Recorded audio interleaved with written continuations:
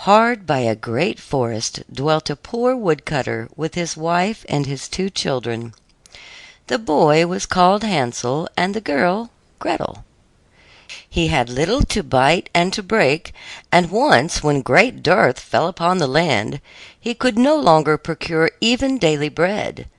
Now, when he thought over this by night in his bed, and tossed about in his anxiety, he groaned and said to his wife, "What is to become of us? How are we to feed our poor children, when we no longer have anything even for ourselves?" "I tell you what, husband," answered the woman, "early in the morning we will take the children out into the forest to where it is the thickest.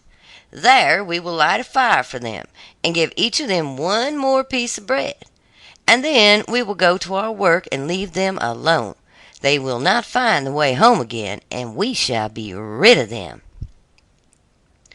"No, wife," said the man, "I will not do that. How can I bear to leave my children alone in the forest? The wild animals would soon come and tear them to pieces." "Oh, you fool!" she said.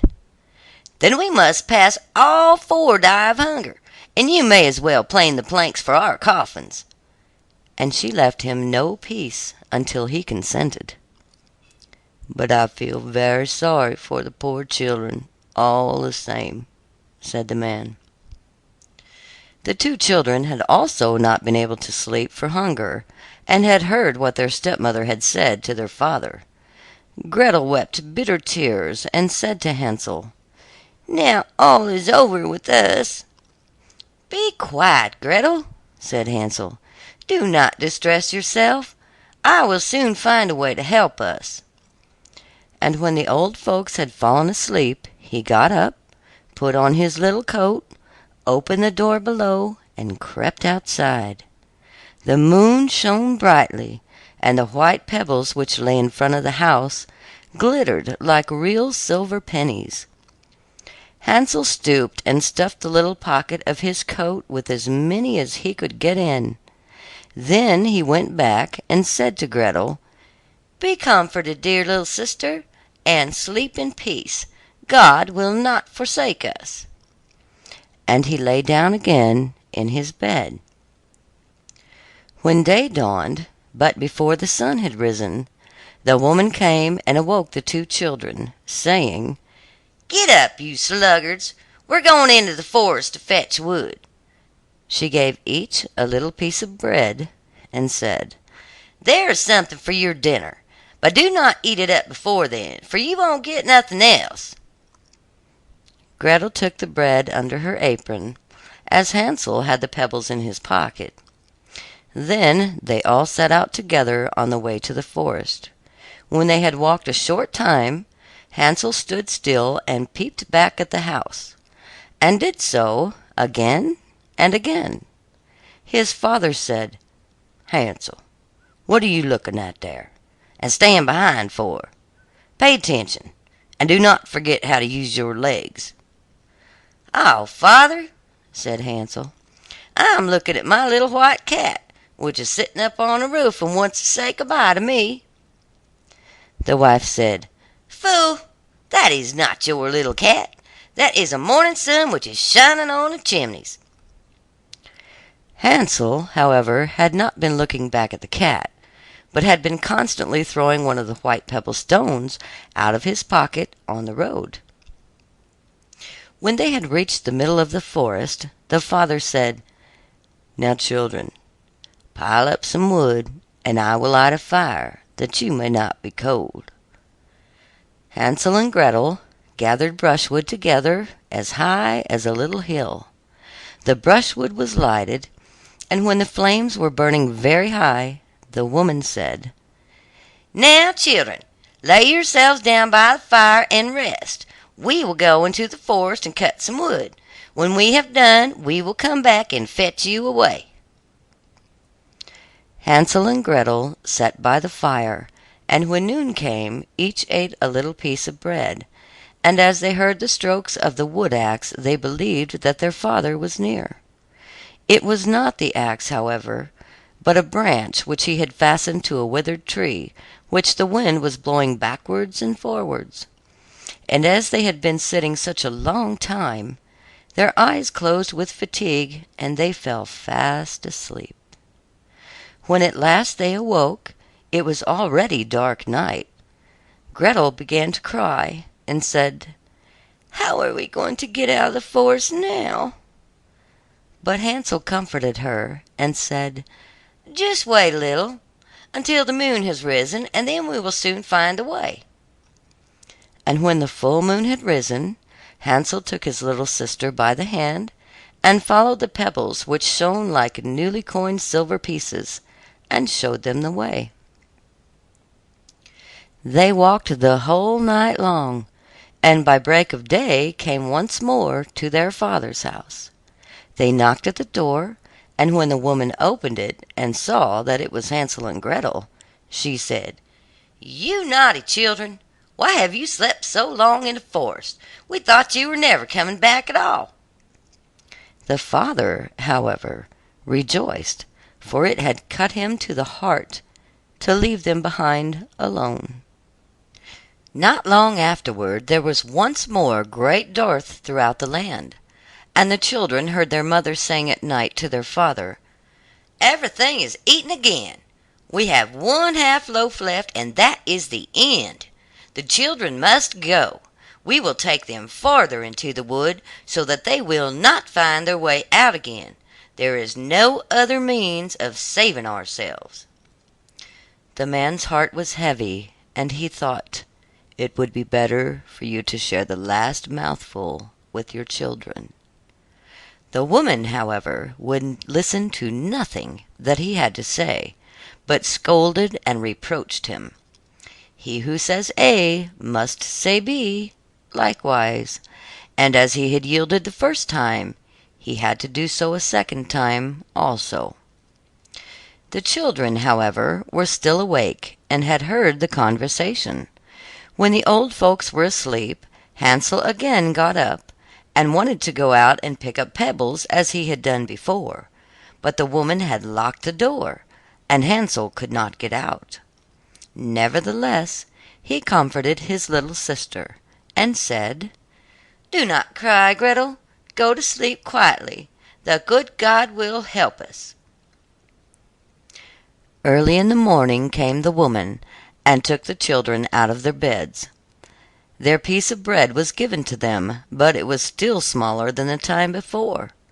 On the way into the forest Hansel crumbled his in his pocket, and often stood still and threw a morsel on the ground. "Hansel, why do you stop and look round?" said the father. "Go on." "I am looking back at my little pigeon, which is sitting on the roof, and wants to say good-bye to me," answered Hansel. "Fool," said the woman, "that is not your little pigeon. That is the morning sun that's shining on a chimney." Hansel, however, little by little, threw all the crumbs on the path. The woman led the children still deeper into the forest, where they had never in their lives been before. Then a great fire was made again, and the mother said, "Just sit there, you children, and when you're tired you must sleep a little. We are going into the forest to cut wood, and in the evening, when we are done, we'll come back and fetch you away." When it was noon, Gretel shared her piece of bread with Hansel, who had scattered his by the way. Then they fell asleep, and evening passed, but no one came to the poor children. They did not awake until it was dark night, and Hansel comforted his little sister, and said, "Just wait, Gretel, until the moon rises, and then we shall see the crumbs of bread which I have strewn about. They will show us our way home again." When the moon came they set out, but they found no crumbs, for the many thousands of birds which fly about in the woods and fields had picked them all up. Hansel said to Gretel, "We shall soon find the way." But they did not find it. They walked the whole night, and the next day too, from morning till evening, but they did not get out of the forest, and they were very hungry. for they had nothing to eat but 2 or 3 berries, which grew on the ground. And as they were so weary that their legs would carry them no longer, they lay down beneath a tree and fell asleep. It was now 3 mornings since they had left their father's house. They began to walk again, but they always came deeper into the forest, and if help did not come soon, they must die of hunger and weariness. When it was midday, they saw a beautiful snow-white bird sitting on a bough, which sang so delightfully that they stood and listened to it. And when its song was over, it spread its wings and flew away before them. And they followed it until they reached a little house, on the roof of which it alighted, and when they approached the little house, they saw that it was built of bread and covered with cakes, but that the windows were of clear sugar. "We will set to work on that," said Hansel, "and have a good meal. I will eat a bit of the roof, and you, Gretel, can eat some of the window. It will taste sweet." Hansel reached up and broke off a little of the roof to try how it tasted, and Gretel leant against the window and nibbled at the panes. Then a soft voice cried from the parlor, "Nibble, nibble, gnaw. Who is nibbling at my little house?" The children answered, "The wind, the wind, the heaven-born wind," and went on eating without disturbing themselves. Hansel, who liked the taste of the roof, tore down a great piece of it, and Gretel pushed out the whole of one round window pane, sat down, and enjoyed herself with it. Suddenly the door opened, and a woman as old as the hills, who supported herself on crutches, came creeping out. Hansel and Gretel were so terribly frightened that they let fall what they had in their hands. The old woman, however, nodded her head and said, "Oh, you dear children, who has brought you here? Do come in and stay with me. No harm shall happen to you." She took them both by the hand and led them into her little house. Then good food was set before them, milk and pancakes, with sugar, apples, and nuts.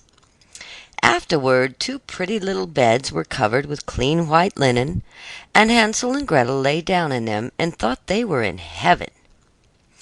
The old woman, who had only pretended to be so kind, she was in reality a wicked witch who lay in wait for children, and had only built the little house of bread in order to entice them there. When a child fell into her power, she killed it, cooked and ate it, and that was a feast day with her. Witches have red eyes and cannot see far, but they have a keen scent, like the beasts, and are aware when human beings draw near.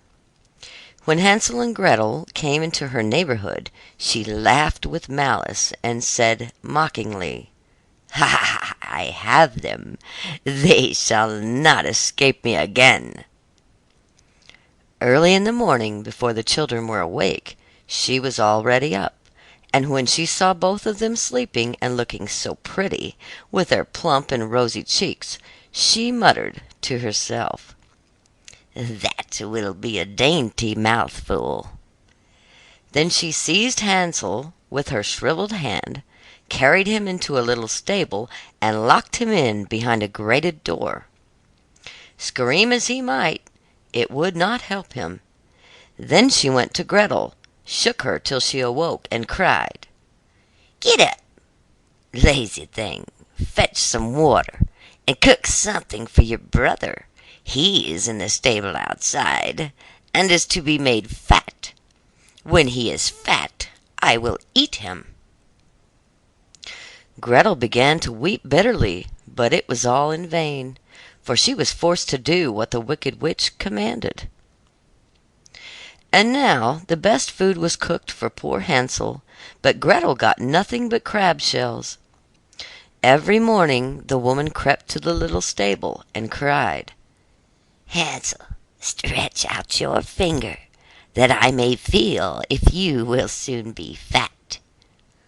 Hansel, however, stretched out a little bone to her, and the old woman, who had dim eyes, could not see it, and thought it was Hansel's finger, and was astonished that there was no way of fattening him.